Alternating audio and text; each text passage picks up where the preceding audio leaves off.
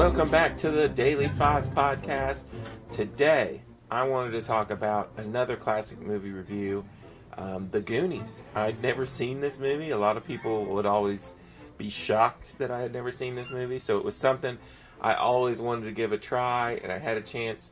This is a slow month for movies here in August, and it's one that I picked for the Easy Cage show to go back, because we pick a movie every month.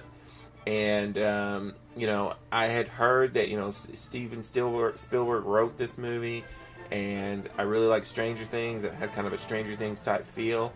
Believe it or not, I just watched the trailer probably like a week before I actually watched this movie. And, I had never seen not even a single scene of this movie until a couple days ago. And for the most part, I could say I enjoyed it. But I don't know, I wasn't blown away by it, and I wouldn't really consider it a classic like many of my co-workers and friends seem to think it is. I don't know if nostalgia is maybe playing into it. I do that with a lot of things. Like, I really like Power Rangers, and I can admit that that's pure garbage, but that might be it. Or maybe, I don't know. Maybe I just didn't see the amazingness that was hidden inside this movie. But basically, what you had here is you had these group of kids, group of misfits called the Goonies, and their homes, I guess multiple homes, were all going to be foreclosed on. And they go up in the attic and they find their dad's old stuff, and they find a pirate map, and then they were like, hey, there's some treasure buried around the corner, let's go find it. And then they go looking for the treasure, and then there's these gangsters hanging out in the in this old store or something. I guess is where the tunnel of the pirate treasure is.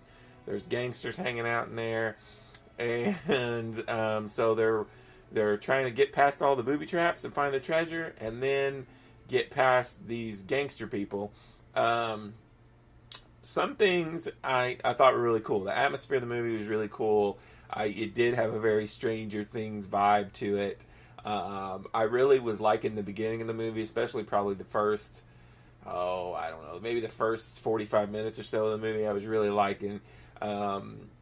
They did this thing where sometimes it worked and sometimes it doesn't, but for the most part it worked in this movie, where you just got tons of characters on screen and they're all having completely different conversations, and you're just filming it all in one take, kind of standing back and having all these different people talk. Sometimes it's hard to understand what's going on, but for the most part it gave it an interesting feel. Towards the end, it started to get a little cheesy for me.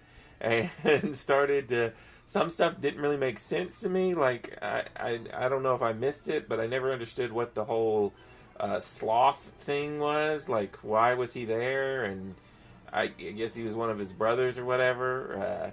That didn't really... I never really understood what that character's point was. I mean, he had some funny stuff going on, but... and then I get every character had their weird little quips, or weird little things, but over a while it started to make me roll my eyes a little bit towards the end, and I was like, oh, okay, this is starting to get a little too cheesy. But I get it. It's some people like different things than me. I enjoyed it for what it was. It's not something I don't think I'm going to rewatch over and over again. I liked some other 80s movies I had watched here recently, like The Princess Bride. I liked more than this, definitely. But it was okay. If I was going to rate it, I guess I'd give it a 3 out of 5. So, I'd give it a fresh rating, or actually, I guess that's a rotten rating. So, but I don't know. I'd give it a 3 out of 5. I enjoyed it for what it was, but I don't think it's a classic. Until next time, this is Randy Cage. Peace out.